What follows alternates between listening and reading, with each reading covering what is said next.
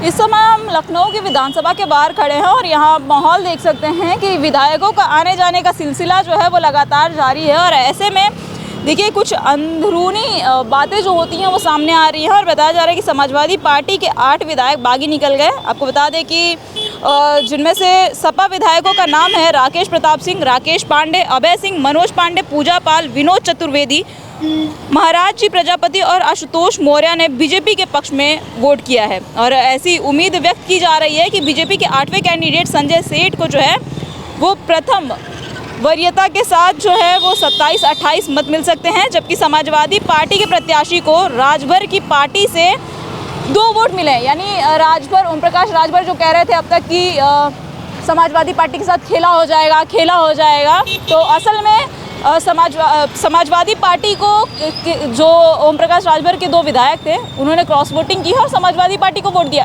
तो कहीं ना कहीं खेला जो है वो कहीं ना ओम प्रकाश राजभर के साथ देखने को मिल रहा है। और हो सकता है, ये कहा जा रहा है क्योंकि सूत्रों से मिली जानकारी के अनुसार हम आपको बता रहे हैं कि ओम प्रकाश राजभर के 2 विधायक जो हैं उन्होंने समाजवादी पार्टी को वोट दिया, यानी क्रॉस वोटिंग की। तो कुल मिलाकर 10 विधायकों ने क्रॉस वोटिंग की है। तो कई सारे, देखिए अब विधानसभा का हम आपको लगातार जो है यहाँ पे दृश्य दिखा रहे हैं। अंदर जो SC कमेटी की जो है वो बैठक भी चल रही है और यहाँ पर बैठक जो अंदर चल रही है उसमें भी कई सारी चीज़ें, विधायक जब बाहर आएंगे बैठक में से तो कई सारी चीज़ें पता चलेंगी। लेकिन इसमें देखिए आपको मैं बता दूं कि सपा के मुख्य सचेत थे मनोज पांडे, जिन्होंने इस्तीफ़ा दे दिया है। और मनोज पांडे की नेम प्लेट जो अंदर लगाई गई थी उस नेम प्लेट को भी विधानसभा से हटा दिया गया है। तो कहीं ना कहीं देखिए मनोज पांडे को समाजवादी पार्टी का एक करीबी माना जाता था, एक करीबी नेता थे समाजवादी पार्टी के मनोज पांडे। और रायबरेली से देखिए कहा जा रहा है कि भारतीय जनता पार्टी ने उन्हें लालच दिया है और कहा है कि रायबरेली से उन्हें लोकसभा प्रत्याशी बनाएगी। और इसके लालच में जो है वो समाजवादी पार्टी वालों का ऐसा आरोप है, समाजवादी पार्टी के विधायकों का ऐसा आरोप है कि जितने भी मनोज पांडे के विपक्षी अब हो गए हैं, क्योंकि एक समय पर मनोज पांडे समाजवादी पार्टी के बहुत करीबी हुआ करते थे, अखिलेश यादव के बहुत करीबी हुआ करते थे। और अब ऐसे में मनोज पांडे, अगर भारतीय जनता पार्टी को उन्होंने वोट किया है और भारतीय जनता पार्टी के खेमे में अगर मनोज पांडे का वोट गया है तो कहीं ना कहीं ये बहुत बड़ी बात है, क्योंकि अखिलेश यादव को इससे बहुत बड़ा धक्का भी लगा होगा।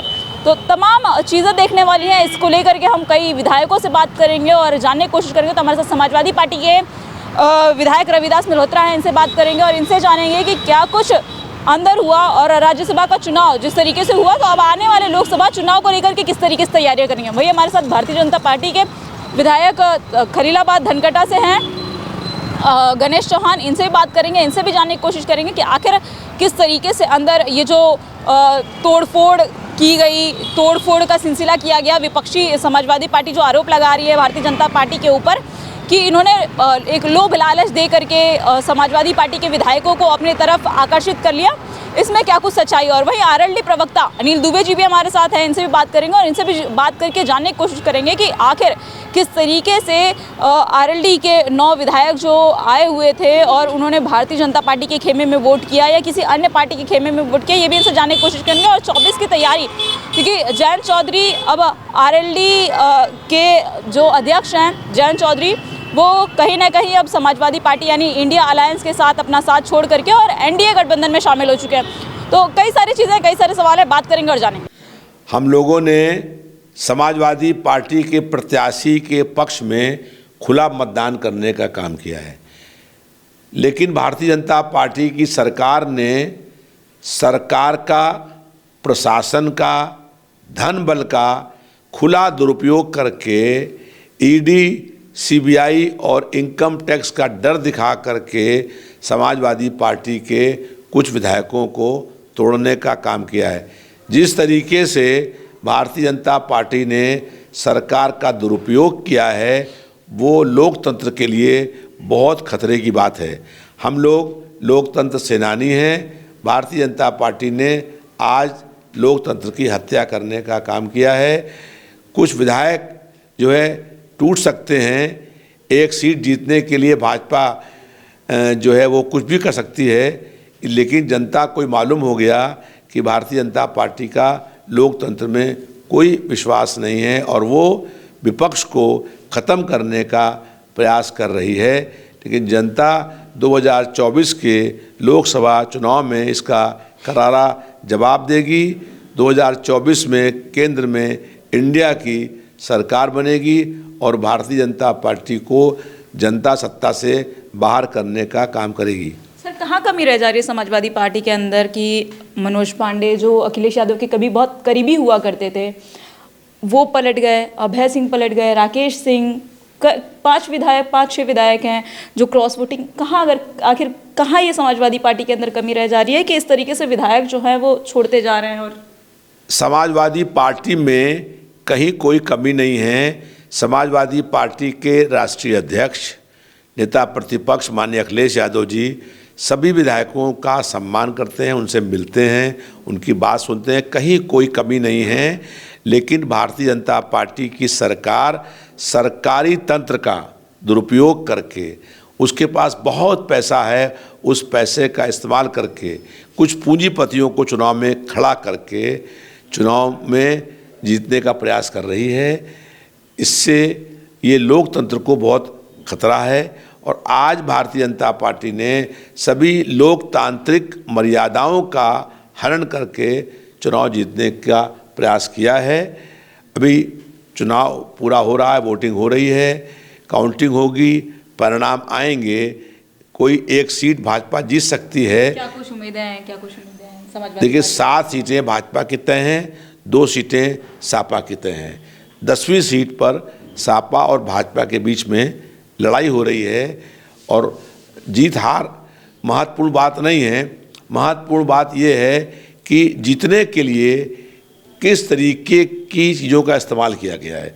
भारतीय जनता पार्टी ने एक सीट चुनाव जीतने के लिए लोकतंत्र की हत्या करने का काम कर दिया। क्या लग रहा है आप लोगों को कि जो भारतीय जनता पार्टी ने अपना 8वां प्रत्याशी संजय सेठ को उतारा था, उन्होंने छल करके समाजवादी पार्टी के विधायकों को ले लिया है अपने साथ? क्योंकि नरेश उत्तम पटेल, देखिए, समाजवादी पार्टी के प्रदेश अध्यक्ष हैं, वो राजा भैया से मिलने के लिए भी गए थे। कुछ लोग ये भी कह रहे हैं कि समाजवादी पार्टी के विधायकों का राजा भैया से लगातार मिलना जुलना था और चूंकि राजा भैया ने वोट भारतीय जनता पार्टी को दिया, इसलिए समाजवादी पार्टी के जो विधायक हैं अभी जिन्होंने क्रॉस वोटिंग की है वो उनके पक्ष में गए। ये समाजवादी पार्टी ने तीसरे प्रत्याशी उतारने के लिए जिस पार्टी के और विधायक हैं जो भाजपा में नहीं हैं, उनसे मिलना तो लोकतंत्र में होता ही है, वोट मांगने का काम करना। तो हमारे प्रदेश अध्यक्ष मिलने के लिए गए थे राजा भैया से, लेकिन उन्होंने हाँ भी किया था, लेकिन बाद में भाजपा को उन्होंने वोट दे दिया। तो भारतीय जनता पार्टी की सरकार ने जो कल दिन भर और आज प्रशासन का इस्तेमाल किया है, धन बल का इस्तेमाल किया है, तमाम करोड़ों रुपया दिए हैं, किसी को फ्लैट दिया है, किसी को क्या दिया है, तो जो लोग जो है बिकाऊ माल था वो बिक गए। समाजवादी पार्टी के विधायक इतने कमजोर थे कि चंद रुपयों के लिए, चंद फ्लैटों के लिए बिक गए। समाजवादी पार्टी के जो विधायक संघर्ष करने वाले हैं, ईमानदार हैं, उस वाली पार्टी में रह गए और कुछ लोग ऐसे थे जो पैसे के प्रलोभन में, सरकार के प्रलोभन में, कोई एमपी का टिकट लेने के प्रलोभन में, तमाम तरह की से आपने बताया कि रायबरेली से मनोज पांडे को भाजपा एमपी का टिकट दे रही है। तो इस तरीके से भारतीय जनता पार्टी चुनाव जीतने का प्रयास कर रही है कि जो समाजवादी पार्टी का विधायक है उसको तोड़ करके लोकसभा का टिकट दे रही है। तो ये लोकतंत्र की हत्या करने का काम है और इससे जनता में बहुत आक्रोश व्याप्त हो गया है और जनता 2024 के लोकसभा चुनाव में ऐसे लोगों को हराने का काम करेगी। जिन लोगों ने आज क्रॉस वोटिंग करी है वो सब पार्टी से निकाले जाएंगे और चुनाव उनके क्षेत्र में दोबारा होगा और वो कोई भी दोबारा विधायक बन करके नहीं आएंगे। जैसे पहले देखा आपने कि दारा सिंह चौहान समाजवादी पार्टी विधायक थे, चले गए भाजपा से, उनके बाद घोषित चुनाव लड़े वो और उनकी करारी हार हो गई। उसी सीट पर जहाँ वो विधायक थे, चुनाव जब हुआ तो वो हार गए और हमारे पार्टी के प्रत्याशी चुनाव जीत गए। ऐसे ही जनता जो है उन लोगों को भी हराने का काम करेगी। चुनाव होगा वापस उन पार्टियों में जहाँ के विधायक क्रॉस वोटिंग की है, जहाँ चले गए क्रॉस वोटिंग करी है, चले गए भाजपा में, तो वहाँ उपचुनाव होगा और उपचुनाव में जनता उन लोगों को सबक सिखाने का काम करेगी। अब चूंकि देखिए लोकसभा का चुनाव, राज्यसभा तो आज हो गया, लोकसभा का भी चुनाव नज़दीक आ गया, उसकी क्या कुछ तैयारियां हैं? क्योंकि समाजवादी पार्टी का पीडीए पखवाड़ा और अब न्याय यात्रा में भी आगरा गए थे अखिलेश यादव, राहुल गांधी, प्रियंका गांधी के साथ, क्या कुछ तैयारियां चल रही हैं? 26 विपक्षी पार्टियां जो हैं वो इस समय इंडिया में शामिल हैं और समाजवादी पार्टी और कांग्रेस के गठबंधन होने के बाद इंडिया मोर्चा बहुत मजबूत हो गया है और इस बार इंडिया एनडीए को हराएगा, जिस एनडीए का फुल फॉर्म है नक्सली दंगाई अलायंस। इस बार इंडिया नक्सली दंगाई अलायंस को चुनाव हराएगा और पूरे बहुमत के साथ केंद्र में इंडिया की सरकार बनेगी। जनता का मन बन गया है, जनता ने परिवर्तन करने का मन बना लिया है और जनता भाजपा के शासन में बहुत दुखी और परेशान है। भाजपा ने 10 साल पहले कहा था हम महंगाई कम करेंगे, महंगाई कम नहीं हुई, उल्टा महंगाई बेतहाशा वृद्धि हुई है और आटा, दाल, चावल, दूध, दही, पनीर पर भी भाजपा सरकार ने टैक्स लगाने का काम किया है। यहाँ तक कि गंगा जल की जो शीशी बिकती है उस पर भी भाजपा ने टैक्स लगाने का काम किया है। बेरोजगारी में बेतहाशा वृद्धि हुई है, किसी को नौकरी नहीं मिली है, देश का तो नहीं बिकने देंगे। LIC बिक गई, लाल किला बिक गया, बैंक बिक गए, रेलवे बिक गई, एयरपोर्ट बिक गए, एयरलाइंस बिक गई, लखनऊ का HAL बिकने का काम हो गया। तो इससे जो है जनता में आक्रोश व्याप्त है। यहाँ डिफेंस की एक बहुत बड़ी कंपनी थी HAL कंपनी, जो जहाज़ बनाने का काम करती थी और जो लखनऊ के सांसद हैं वो रक्षा मंत्री भी हैं। वो जब कभी लखनऊ आते हैं 1 साल में एक बार, तो अखबार में खबर निकलती है कि लखनऊ का सांसद लखनऊ दौरे पर आ रहा है और जब लखनऊ आते हैं तो जनता की समस्याओं से उन्हें कोई मतलब नहीं है, वो केवल HAL के शेयर को ट्रांसफ़र करवाने आते हैं। अच्छा, कुछ लोग ये भी कह रहे हैं सर, अब चूंकि आप राजनाथ सिंह की बात कर रहे हैं, देखिए भारतीय जनता पार्टी वाले ये भी कह रहे हैं कि राजनाथ सिंह यहाँ के सांसद ही नहीं है सिर्फ, वो रक्षा मंत्री भी हैं, तो उनके ऊपर देश की भी जिम्मेदारी है। एक उस जिम्मेदारी को निभाने के लिए वो लखनऊ नहीं आ पाते हैं और जब आते हैं तो 1-2 दिन के लिए आते हैं या 1-2 रात के लिए आते हैं। वो रक्षा मंत्री हैं और जब उनके पार्टी के 2 सिटिंग विधायक लखनऊ शहर में, एक पश्चिम के सुरेश श्रीवास्तव, पूरब के आशुतोष टंडन, दोनों की डेथ हुई और वो सिटिंग विधायक थे, लेकिन उसमें भी लखनऊ के सांसद नहीं आए। अपने क्षेत्र के, अपने पार्टी के विधायक की अंत्येष्टि में, अंतिम संस्कार में भी आने का समय उनके पास नहीं है। अब रक्षा मंत्री हैं तो केवल उनके पास एक काम है कि कैसे HAL के शेयर बेच दिए जाएं। HAL जो है वो 20,00,000 करोड़ रुपए के प्रॉफिट चल रहा है और उसके 28% से अधिक शेयर जो है वो बेच दिए गए हैं और बाकी सब ऑफर करके बेचने का काम हो रहा है। डिफेंस मिनिस्टर के पास अपना खुद का जहाज होता है, वो सुबह आकर शाम हो जा सकते हैं, लेकिन उनके पास जनता की समस्याओं के लिए कोई समय नहीं है। 8-10 महीने में, 10 साल में 10 दिन भी वो लखनऊ शहर में। सर पहले तो बहुत बहुत स्वागत है आपका। जी धन्यवाद। किस तरीके से देखते हैं इस पूरे चुनाव को, क्योंकि देखिए लोकसभा का चुनाव भी नज़दीक है और ऐसे में विपक्षी जो हैं आप लोगों को लगातार घेर रहे हैं, NDA गठबंधन को? नहीं, विपक्ष का काम घेरना है। हम लोग भी अभी तक विपक्ष में ही थे। देश के प्रधानमंत्री माननीय श्री नरेंद्र मोदी जी ने इस देश के किसानों के मसीहा, करोड़ों करोड़ किसानों के मसीहा, पिछड़ों, अल्पसंख्यकों, दलितों, शोषित वंचित तबके के लिए जीवन पर्यंत संघर्ष करने वाले, उनके लिए सोचने, लिखने, पढ़ने का काम करने वाले स्वर्गीय चौधरी चरण सिंह जी को भारत रत्न से सम्मानित करने का काम उन्होंने किया और उनके इस सम्मान से देश के करोड़ों करोड़ों किसान, राष्ट्रीय लोकदल के लोग जो बरसों से ये मांग करते चले आ रहे थे, जिसको किसी भी सरकार ने पूरा नहीं किया।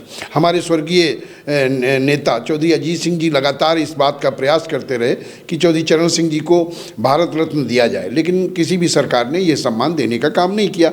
आज भारतीय जनता पार्टी की सरकार ने, देश के यशस्वी प्रधानमंत्री माननीय नरेंद्र मोदी जी ने ये सम्मान देने का काम किया और उन्होंने जो संदेश दिया कि हम चौधरी साहब के सपनों का भारत बनाना चाहते हैं, चौधरी साहब के सपनों पर हमारी सरकार चलना चाहती है, हम किसानों के लिए कुछ करना चाहते हैं, तो हमारे नेता राष्ट्रीय लोकदल के राष्ट्रीय अध्यक्ष चौधरी जयंत सिंह जी ने यह फैसला लिया कि हम एनडीए के साथ मिलकर के काम करें और इस देश के किसानों को, इस उत्तर प्रदेश के किसानों को लाभान्वित करने का काम करें, उनके हित में कुछ काम करें, उनका जीवन स्तर सुधारने का काम करें, उनको एमएसपी दिलवाने का काम करें। इन सारे मुद्दों पर को लेकर के हमारी पार्टी के नेता ने एनडीए में जाने का फैसला किया है। और यह बिल्कुल स्पष्ट है कि आज केवल हमने फैसला कर लिया है, उत्तर प्रदेश की राजनीति बदल गई है और आने वाले समय में उत्तर प्रदेश में चौधरी जयंत सिंह जी जिस करवट भी बैठेंगे, अब हम एनडीए में जा रहे हैं, तो आप ये मानिए कि देश में, उत्तर प्रदेश में किसानों का, पिछड़ों का सारा समर्थन जो है चौधरी जयंत सिंह जी लेकर के एनडीए में शामिल हो रहे हैं और उत्तर प्रदेश में एनडीए का परचम लहराएगा। चौधरी जयंत सिंह जिधर रहेंगे वही परचम लहराता है। आज के राज्यसभा के चुनाव को किस तरीके से देख रहे हैं, क्योंकि समाजवादी पार्टी के कुछ ऐसे विधायक हैं जिन्होंने क्रॉस वोट किया है और ये भी कहा जा रहा है कि राजभर के जो वोट थे, जो उनके विधायक थे दो, उन्होंने भी क्रॉस वोटिंग की है, यानी समाजवादी पार्टी को वोट दिया। आज के इस पूरे जो राज्यसभा का वोटिंग है, पूरा वोटिंग क्रम था, इसको किस तरीके से देखते हैं आप? देखिए, हमारी पार्टी के 9 विधायक हैं। हमारे नेता ने निर्देश दिया, उनका फैसला था कि राष्ट्रीय लोकदल के 9 विधायक एनडीए के पक्ष में, भारतीय जनता पार्टी के पक्ष में मतदान करेंगे और भारतीय जनता पार्टी ने हमारे 9 विधायकों का वोट जिसको भी आवंटित किया, हमारे 9 के 9 विधायकों ने खुला वोट भारतीय जनता पार्टी के पक्ष में करने का काम किया। अन्य जगहों पे अन्य लोगों ने क्या किया, इसकी जानकारी अभी हमें मीडिया से ही मिल रही है, हमारे पास कोई उस तरह के तथ्य नहीं आए हैं, लेकिन यह उम्मीद है कि एनडीए के 8 के 8 प्रत्याशी चुनाव जीतने जा रहे हैं। अच्छा, कुछ लोग ये भी कह रहे थे कि समाजवादी पार्टी के जो विधायक थे वो राजा भैया के बहुत क्लोज थे, राजा भैया के साथ उनका उठना बैठना था और इसकी वजह से वो समाजवादी पार्टी छोड़ जो है एनडीए गठबंधन के साथ जुड़ गए, क्योंकि राजा भैया ने एनडीए को वोट दिया। नहीं, उन्होंने भी समर्थन दिया। देखिए, ये पृष्ठभूमि तो उसी दिन बन गई थी जिस दिन चौधरी जयंत सिंह जी ने एनडीए में जाने का फैसला किया। राष्ट्रीय लोकदल ने जब एनडीए में जाने का फैसला किया, उत्तर प्रदेश की तस्वीर बदल गई, उत्तर प्रदेश के माहौल बदल गए और ये निश्चित हो गया था कि अब भारतीय जनता पार्टी का 8वां प्रत्याशी जीतेगा और वो जीतने जा रहा।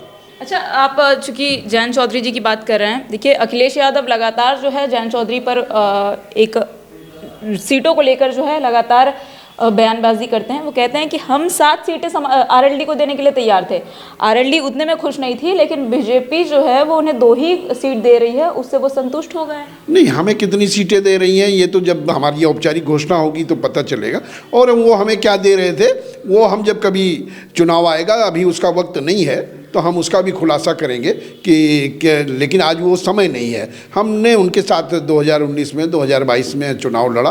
अब राजनीति में दोस्ती और दुश्मनी तो बहुत टेम्परेरी हुआ करती है, लेकिन अगर कहीं कोई बात है तो उसको हम बाद में करेंगे, आज उसका वक्त नहीं है, उन बातों को आज उठाने की ज़रूरत नहीं है। किसान आंदोलन चल रहा है, किसान आंदोलन को किस तरीके से देख रहे हैं? क्योंकि देखिए, लोकदल के जो अध्यक्ष हैं सुनील चौधरी, वो कहते हैं कि जयंत चौधरी जी के मोदी जी के अंदर जयंत चौधरी जी को जो है वो चौधरी चरण सिंह की आइडियोलॉजी दिखती है। वो अपने दादाजी को ठीक से जानते ही नहीं थे कि उनकी आइडियोलॉजी क्या थे। वो उनके नाती भले से हैं लेकिन उनकी आइडियोलॉजी को नहीं जानते। अब उनका कोई मतलब नहीं है, उनकी बात का कि जवाब उनका हम क्या जवाब दें, नहीं कि उन्होंने क्या कहा। हमारे नेता चौधरी जयंत सिंह जी लगातार चौधरी साहब के सपनों का उत्तर प्रदेश बनाना चाहते हैं, चौधरी साहब के सपनों का भारत बनाना चाहते हैं, इस देश के किसानों को खुशहाल देखना चाहते हैं। अखिलेश यादव का बयान आया, उन्होंने कहा कि भाजपा ये जो कर रही है ये एक षड्यंत्र है। आप किस तरीके से देखते हैं इसको? देखिए, माननीय नरेंद्र मोदी जी के नेतृत्व में पूरा एक तरह से विश्व केंद्रित है कि उनके वो जिधर देख रहे हैं उधर पूरा विश्व देख रहा है। आज मोदी जी का भारत देश का हर जन उनसे आस लगाए बैठा हुआ है, तो ये तो नेताओं की बात है। मान लीजिए कोई है कि उनके विचार से, उनके नीति से प्रभावित होकर अगर आता है तो निश्चित है वो विकासवादी सोच वाला है। अच्छा, हाल ही में अखिलेश यादव राहुल गांधी की भारत जोड़ो यात्रा में गए, जहां प्रियंका गांधी, राहुल गांधी और अखिलेश यादव थे। उन्होंने कहा कि अब बीजेपी को हम मिल करके हटाएंगे, यहाँ से बीजेपी को 80 सीटों पर हराएंगे और देश की जनता को न्याय दिलाएंगे। क्या कहेंगे इसको लेकर? देखिए, ये गठबंधन राहुल जी अखिलेश जी का इससे पहले भी हो चुका है और इस बार भी हो रहा है, जिसका कोई मतलब नहीं है। इससे पहले जिस तरह से जनता ने उनके इस गठबंधन को, इस मतलब एक बहुरूपीय के स्वरूप बदलने को फिर भी स्वीकार नहीं करेगी जनता। और जनता पूरी तरह से विकासवादी नीति, जो अपना वर्तमान समय में समाज का अंतिम व्यक्ति पर जो काम हो रहा है, जो समाज का निचला तबका, जो कभी करोड़ों लोग बैंक से दूर थे, करोड़ों लोग प्रकाश से दूर थे, करोड़ों लोग राशन से दूर थे, छत से दूर थे, पानी से दूर थे, आज उन लोगों का विश्वास पूरे देश का एक आवाज़ बन गया है। उस तरफ पूरा देश मुड़ गया है। पुनः मोदी जी का 400 पार मोदी जी जा रहे हैं और हम सब को ये विश्वास है कि यह गठबंधन, जैसे पिछली बार हुआ था, हमारे यहाँ खाट सभा निकाले थे और उस खाट में वही लोग आए जो खाट के लिए फिर मार कर दिए, खाट उठाने के लिए। ऐसा ये खलीलाबाद, संत कबीर नगर खलीलाबाद डिग्री कॉलेज पे घटना हुआ था। तो इस तरह से इन लोगों में छीना झपटी ये सब लगा रहेगा, पड़ा रहेगा, कोई मतलब नहीं है, कोई आधार नहीं है। अखिलेश जी पीडीए को लेकर लड़ रहे थे, पीडीए असली पीडीए तो मोदी जी पीडीए जी। पीडीए वो है जो पिछड़ा दलित, वो है जिसको आवास मिल रहा है, जिसको शौचालय मिल रहा है, जिसके घर की बहू बेटियां अंधेरा होने की प्रतीक्षा किया करती थी, जिसके घर में लकड़ियां भीग जाने पे टमटी हुई रोटियां खाया करते थे, जिसके घर में ऐसे हजारों हजार गांव थे जहां बिजली नहीं पहुंचा था। तो पीडीए तो वो हैं जिनका कल्याण हो रहा है, जिनको पक्का छत मिल रहा है, जिनको आवास मिल रहा है, जिनको शौचालय इज्जत घर मिल रहा है, जिनको करोड़ों लोगों को जिनको रसोई गैस का कनेक्शन मिल रहा है निःशुल्क। पीडीए वो हैं, असली पीडीए मोदी जी हैं। असली पीडीए गणेश चौहान हैं, जिनको मोदी जी ने सफाई कर्मचारी से यहाँ ले आकर बैठा दिया, भारतीय जनता पार्टी ने यहाँ ले आकर बैठा दिया। असली पीडीए हम हैं। वो गलत पीडीए का उदाहरण देते हैं, वो परिवार डेवलपमेंट को एक धारणा लेकर चलते हैं, उनका पीडीए वो है। हमारा पीडीए पिछड़ा दलित, जो समाज का अंतिम व्यक्ति है, जिसके उदय के लिए भारतीय जनता पार्टी काम करती है, असली पीडीए वो है। अच्छा, कहा जा रहा है कि छल के साथ कुछ पैसे दे करके उनके विधायकों को खरीद लिया गया, संजय सेठ, क्योंकि एक बिजनेसमैन है और 8वां प्रत्याशी जो आपका है भारतीय जनता पार्टी का, एक मजबूत आदमी है, और उन्होंने जो है वो समाजवादी पार्टी के विधायकों को लालच दे करके उन्हें खरीद लिया। देखिए, आरोप पे बहुत बड़ा लगाया जा रहा है। आरोप तो ये आरोपों का क्या कहना है, यही आरोप लगाते हैं ईवीएम है, यही ईवीएम के भरोसे पे फिर चले जाते हैं, यही दलितों पे सत्ता पाए, पिछड़ों पर सत्ता पाए, उनको कभी पहचाने नहीं, आज लगाते हैं कि नहीं पिछड़े दलित भ्रमित हो गए हैं। देखिए, ये आरोप प्रत्यारोप ये लोग लगाते रहेंगे जिसका कोई आधार नहीं है। हम विकासवादी नीति से चलते हैं, हम सबका साथ सबका विकास हमारा मूल मंत्र है। भारतीय जनता पार्टी उस पर आधारित काम करती है। उससे प्रभावित होकर जिसको जुड़ना होता है वो जुड़ता है, जिसको अलग रहना होता है, जो भ्रमित होकर, जो जात के नाम पे, जो क्षेत्र के नाम पे, जो अपराधियों को संरक्षण देकर उसके नाम पे जो राजनीति करता है, जो उनके साथ रहना होता है उनके साथ रहता है। सबका साथ सबका विकास के साथ जिसको रहना था उसके साथ रहता है। अच्छा, अब देखिए, राज्यसभा का चुनाव बहुत ज़्यादा इंतजार कर रहे थे लोग। राज्यसभा का चुनाव आज हो गया, वोटिंग हो गया, शाम को थोड़ी देर में ही जो है उसका ऐलान भी हो जाएगा, जीत हार की ऐलान हो जाएगा। अब चूंकि 24 का लोकसभा चुनाव बहुत नज़दीक आ रहा है, किस तरीके से भारतीय जनता पार्टी की तैयारियां चल रही हैं, किस तरीके से ज़मीनी स्तर पर काम कर रही है भारतीय जनता पार्टी? पूरे 5 साल, पूरे महीने के 30 दिन, 24 घंटे चुनाव लड़ती है। भारतीय जनता पार्टी के कार्यकर्ता अनवरत चुनाव, अनवरत समाज के बीच में बने रहते हैं, अनवरत कार्यक्रम ऐसे लगे रहते हैं, कार्यक्रमों के माध्यम से, समाज में सेवा के माध्यम से। अभी मोदी जी का जो एक मंत्र है, राजनीति कोई उनकी ऐसा नहीं है, वो सेवा के भाव से काम कर रहे हैं और जिसके समावेश में सारे कार्यकर्ता काम करते हैं। आज भाजपा के लिए तैयारी अनवरत जो चल रही है, अनवरत काम करने का जो पद्धति है, सेवा करने का जो पद्धति है, उस पर चुनाव लड़ेगी और निश्चित है इस चुनाव में, इस पद्धति के कारण, इस व्यवस्था के कारण पुनः विजयश्री हासिल करेगी। उसके लिए चुनाव 5 साल लगा रहता है। अच्छा, खलीलाबाद में हाल ही में देखिए खलीलाबाद महोत्सव हुआ था, बड़े बड़े सितारे आए हुए थे, रवि किशन भी थे।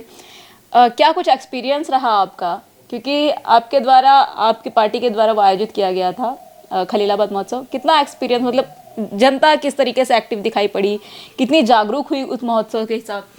देखिए, संत कबीर जी विश्व के ऐसे संत हैं जिनकी एक एक चौपाइयाँ जीवन बदल देती हैं, जिन्होंने जो आज जो भारतीय जनता पार्टी जो कर रही है उसके बारे में जो सबका साथ सबका विकास है, जहाँ जातिवाद नहीं है, जहाँ पंथवाद नहीं है, संप्रदायवाद नहीं है, उसे कबीर जी ने बहुत पहले संदेश दिया था। आज कबीर महोत्सव अच्छे से होना यह मेरे लिए एक गौरव का विषय है और अनवरत ऐसा हमेशा होना चाहिए कि कबीर साहब के विचारों को सब लोग जाने, पूरा विश्व उनके रास्ते पर चले, जिस रास्ते पर माननीय मोदी जी चलकर आज विश्व के में एक अलग अपना स्थान स्थापित कर रहे हैं। जो कबीर साहब का जो 2.5 अक्षर प्रेम का जो एक कथा था, कबीर साहब का एक जो कथा था कि एक कथनी था कि ऐसी करनी कर चलें हम हंसे जग रोए, तो उस पर माननीय मोदी जी चल रहे हैं, उस पर भारतीय जनता पार्टी का विचारधारा चल रहा है, भारतीय जनता पार्टी का वो रीति नीति चल रही है। मैं चाहूँगा कबीर के जो ये कार्यक्रम हुआ इसमें और भी भव्यता आवे, और भी अच्छे से हो, और भी केंद्र के प्रदेश के बड़े बड़े नेता जाएं। पूज्य महाराज जी गए थे, और भी मैं चाहूँगा केंद्र से भी लोग आवें जो कबीर जी की विचारधारा है उसको जाने, सुने, समझें और अन्य जगहों पर उसका विस्तार हो। अच्छा गणेश जी, आपको देखिए अक्सर जो है आपके क्षेत्र में आप भ्रमण करते रहते हैं, क्षेत्र की जनता की समस्या से भी आप रूबरू होते हैं, क्योंकि अक्सर आपको देखा जाता है कि आप लोगों से जाके जनसंपर्क करते हैं और डोर टू डोर कैंपेनिंग भी आपकी लगातार, मतलब ये नहीं है कि आपको चुनाव के समय में देखा जाता है। कुछ दिन पहले आपकी वीडियो भी वायरल हुई थी जिसमें खेत में आप खुद, लोग पीछे हट रहे थे, आग की लपटों के बीच आप खुद कूद पड़े थे। जनता कितनी खुश है गणेश जी के काम से? जनता मेरे नियत में भगवान की स्वरूप है। भारतीय जनता पार्टी ने टिकट दिया, धनघटा की महान जनता ने मुझे आशीर्वाद दिया। मेरा कोई राजनीतिक बैकग्राउंड नहीं था, मैं एक राजमिस्त्री का बेटा था, लेकिन उस एक समाज के निचले तबके सफाई कर्मचारी संवर्ग से आया था और जनता ने उसे स्वीकार किया। स्वीकार करके इतनी बड़ा दायित्व दिया, उत्तर प्रदेश के सबसे बड़े सदन में भेजा, तो मेरे लिए वहाँ की महान जनता भगवान का दूसरा स्वरूप है। उस जनता के बीच में रहना ही मैं अपने लिए सौभाग्यशाली समझता हूँ। इस नाते मैं धनघटा की महान जनता के बीच में अनवरत बना रहता हूँ। ये मेरा दायित्व है। बहुत बहुत धन्यवाद। धन्यवाद।